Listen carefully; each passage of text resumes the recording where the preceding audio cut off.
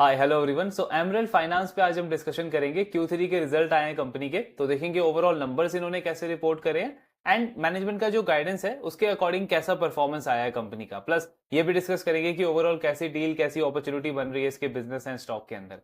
सो Emerald finance का business model हमने past में बहुत बार डिटेल में कवर किया हुआ है ऑलरेडी, तो लिंक वगैरह उसका आपको डिस्क्रिप्शन में मिल जाएगा। ब्रीफ में अगर हम समझे तो ये कंपनी करती क्या है, इनका जो मेन मॉडल है वो डीएसए का है, मतलब डायरेक्ट सेलिंग एजेंट। तो बेसिकली एचडीएफसी बैंक और एक्सिस बैंक के लिए गोल्ड लोन डिस्ट्रीब्यूशन का काम करती है ये कंपनी।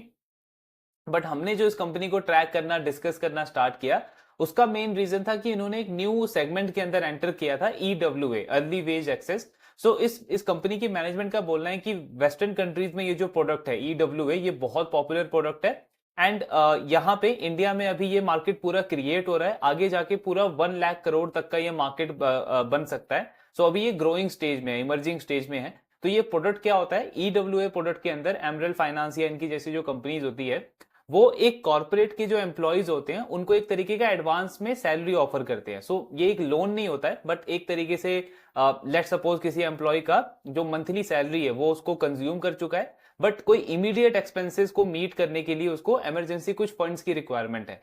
तो ये एक तरीके का लोन नहीं है, एमरेल्ड इसमें उस एम्प्लॉय की मंथली सैलरी उसको एडवांस में प्रोवाइड करता है up to a certain amount and उसके अंदर ये कोई इंटरेस्ट वगैरह चार्ज नहीं करते हैं, एक प्रोसेसिंग फी चार्ज करते हैं। सो 1.2% से लेकर 2.5% तक का प्रोसेसिंग फी चार्ज करता है एमरेल्ड। ये एमरेल्ड के लिए इनकम है।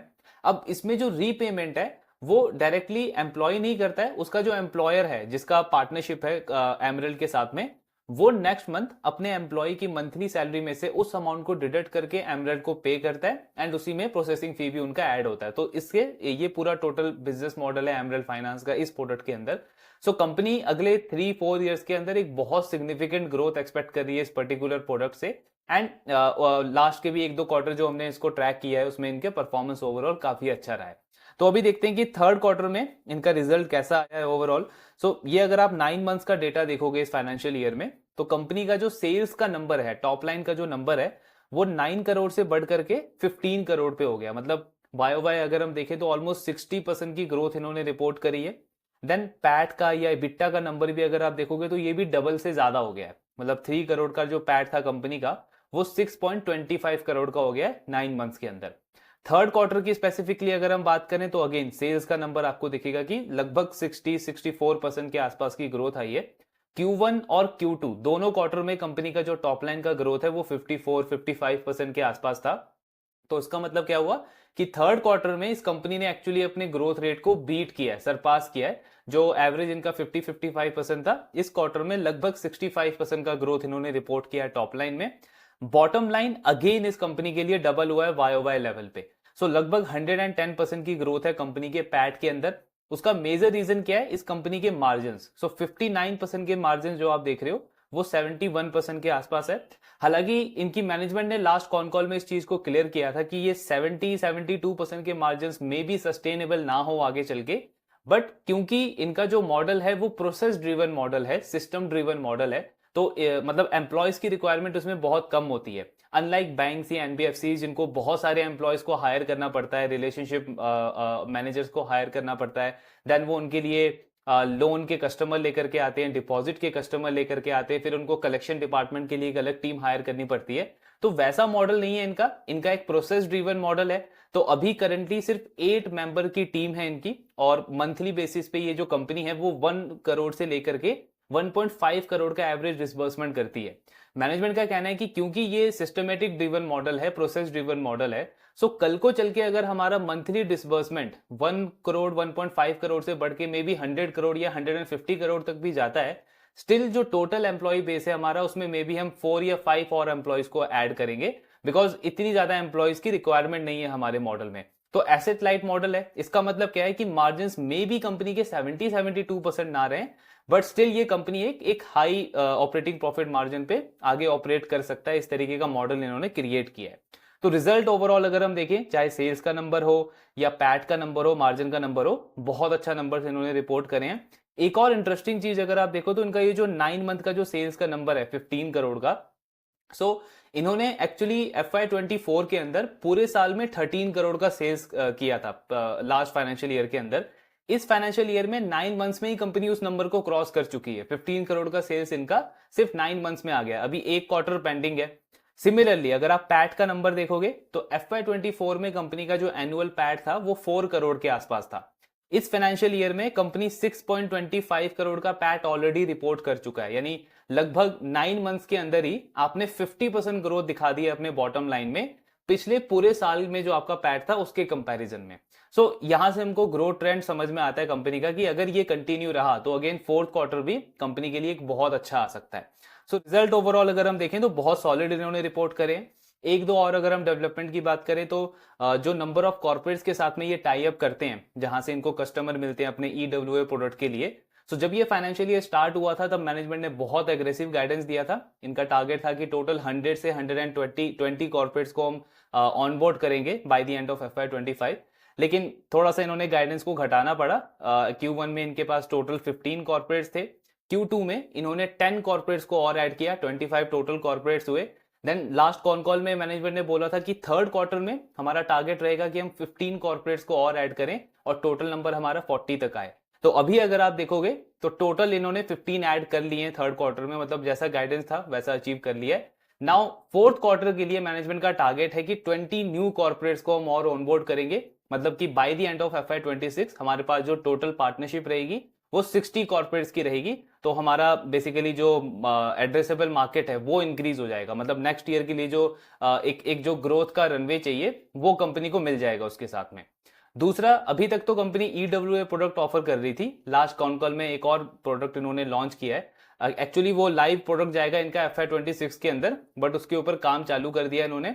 सो कंपनी अब अनसिक्योर्ड लोन भी ऑफर करेगी। अगेन जब आप अनसिक्योर लोन ऑफर करोगे तो आपका टोटल एड्रेसेबल मार्केट बढ़ जाएगा, बिकॉज अभी तक क्या हो रहा था कि एक कंपनी के एक कॉर्पोरेट के अंदर ये सिर्फ कुछ लिमिटेड एम्प्लॉयज को ही ये प्रोडक्ट ऑफर कर पा रहे थे। बिकॉज बहुत बार ऐसा केस होता है कि एम्प्लॉय की जो नीड है फंड्स की वो थोड़ी सी ज्यादा होती है, और EWA वाले प्रोडक्ट के अंदर एमरेल क्या करता है कि एक एम्प्लॉय की मंथली सैलरी का मैक्सिमम 40% ही उसको ऑफर करता है। सो इन केस अगर किसी एम्प्लॉय को ज्यादा फंड्स की जरूरत है तो वो इस प्रोडक्ट को एक्सेस नहीं कर सकता। दूसरा एक और प्रॉब्लम क्या है कि इसमें कस्टमाइजेशन का ऑप्शन नहीं है, मतलब फ्लेक्सिबिलिटी नहीं है, क्योंकि सारा जो आपको रीपेमेंट करना है वो नेक्स्ट मंथ में ही करना है। तो नेक्स्ट मंथ ऑटोमेटिकली जो आपका कॉर्पोरेट है, जो एम्प्लॉयर है, वो आपका सैलरी में से वो वाला पार्ट डिडक्ट करेगा और एमरेल को रीपे कर देगा। बट बहुत बार ऐसा एम्प्लॉयज के साथ में केसेस होता है कि वो EMI वाला ऑप्शन चाहते हैं, EMI वाला ऑप्शन वो प्रेफर करते हैं। तो ये जो अनसिक्योर्ड लोन एमरेल्ड ऑफर कर रहा है, इससे बेसिकली ये 6 मंथ्स का EMI ऑफर करेंगे उन कस्टमर्स को, प्लस उसमें टिकट साइज भी थोड़ा सा ज्यादा रहेगा, तो आपका टोटल एड्रेसेबल मार्केट बढ़ जाएगा इससे। तो ये आई थिंक FY26 में कंपनी उसको लाइव करेगी, जिससे इनका और क्रॉस सेल अपसेल का अपॉर्चुनिटी बढ़ जाएगा। सो ये ओवरऑल बिजनेस डेवलपमेंट है, मतलब रिजल्ट अच्छा है, प्लस जो कॉर्पोरेट्स ये ऑनबोर्ड कर रहे हैं उस पर भी बिल्कुल सही डायरेक्शन में बिजनेस मूव कर रहा है। अब अगर ओवरऑल अगर हम अपॉर्चुनिटी की बात करें तो इनका जब रिजल्ट नहीं आया था उससे पहले अगर आप इनका PE मल्टीपल देखोगे तो 70 के आसपास था। हमने जब इस बिजनेस को फर्स्ट टाइम ट्रैक करना स्टार्ट किया था, सो वहां से ऑलरेडी ये स्टॉक 60% का रन अप दे चुका है। 37-38 का PE मल्टीपल था जो री रेट होके 70 तक गया। बट अभी क्योंकि अर्निंग ग्रोथ अच्छी आई है कंपनी की, लगभग 110-20% के आसपास का पैट ग्रोथ है, तो अब इनका जो PE है वो कम होकर के 55 पे आ गया, मतलब करंट PE 70 से कम होकर के 55 पे आ गया है। बट जैसा इनका ग्रोथ ट्रेंड चल रहा है, मतलब हर एक क्वार्टर में क्वार्टर ऑन क्वार्टर लेवल पे कंपनी 20% से ऑन एन एवरेज अपना पैट ग्रो कर रहा है, यानी Q1 से Q2 में देखोगे, Q2 से Q3 में देखोगे, सो 20% का पैट ग्रोथ कंपनी का चल रहा है। एंड बहुत हाईली चांस है कि फोर्थ क्वार्टर में भी ये ट्रेंड इनका कंटिन्यू रहेगा। तो FY25 के बेसिस पे अगर मैं फॉरवर्ड PE देखता हूँ स्टॉक का, सो वो अराउंड 44-45 के आसपास आता है। मतलब करंट PE तो वैसे 55 है, लेकिन फॉरवर्ड PE मुझे इसका 44-45 के रेंज में मिल रहा है। प्लस मैनेजमेंट का बहुत एग्रेसिव गाइडेंस है, इनका कहना है कि नेक्स्ट 3 इयर्स के अंदर हमारा जो पैट है उसको हम 10 टाइम ग्रो कर देंगे। तो FY24 में पैट था इनका 4 crore, by the end of FY27 ये टोटल पैट टारगेट कर रहे हैं 40 करोड़ का। सो उसमें से इस साल का तो बिल्कुल दिख रहा है ट्रैक पे, 4 करोड़ से बहुत इजीली कंपनी 9-10 करोड़ के बीच में पहुंच जाएगी। देन जो नेक्स्ट फाइनेंशियल ईयर होगा उसमें अगेन कंपनी अगर डबल करेगी तो 10 करोड़ का पैट आपका 20 करोड़ हो जाएगा। फिर जो सबसे इंपॉर्टेंट रहेगा इस कंपनी के लिए एंड मे बी सबसे चैलेंजिंग रहेगा वो होगा FY27, जहां पे इनको 20 करोड़ के पैट को डबल करना होगा और वो लगभग 40 करोड़ का इनका गाइडेंस अचीव होगा। बट वो अभी लॉन्ग जर्नी है, हमको हर एक क्वार्टर में ट्रैक करना है, पूरा डायरेक्शन देखना है बिजनेस का। एंड अभी तक ये बिल्कुल ठीक लग रहा है, अपॉर्चुनिटी काफी अच्छी लग रही है, यहां से भी री रेटिंग की अपॉर्चुनिटी है बिकॉज 50-60% का ग्रोथ इंजन है, पैट ग्रोथ बहुत अच्छा है, ऑपरेटिंग लेवरेज मिल रहा है बिजनेस को, तो एक बढ़िया डील बनती है करंट लेवल से भी। इनका कल कॉन कॉल है, सो कोशिश ये रहेगी कि कल ही हम इस कंपनी का कॉन कॉल डिस्कस करें या मे बी थर्सडे को इसका हम कॉन कॉल डिस्कस करेंगे। प्लस इस क्वार्टर में जितनी भी मेन कंपनीज हैं जो हमारी वॉच लिस्ट में, उनका जैसा रिजल्ट आएगा तो कोशिश यही करेंगे कि जल्दी से जल्दी उनका हम कॉन कॉल कवर करें, सो दैट एक बेटर पर्सपेक्टिव मिले, थोड़ा सा डिसीजन मेकिंग हमारे लिए जल्दी हो जाए, इजी हो जाए कि कहाँ पे हमको एलोकेशन बढ़ाना है, कम करना है, कहाँ पे ज्यादा फोकस करना है, इन सारी चीजों में बहुत ज्यादा हेल्प मिलेगा। तो वो पूरा एफर्ट रहेगा। बाकी ट्रैकिंग तो कंटिन्यू रखेंगे सारे बिजनेसेस का। आपका जो भी डाउट है शेयर करते रहिए। Thank you very much.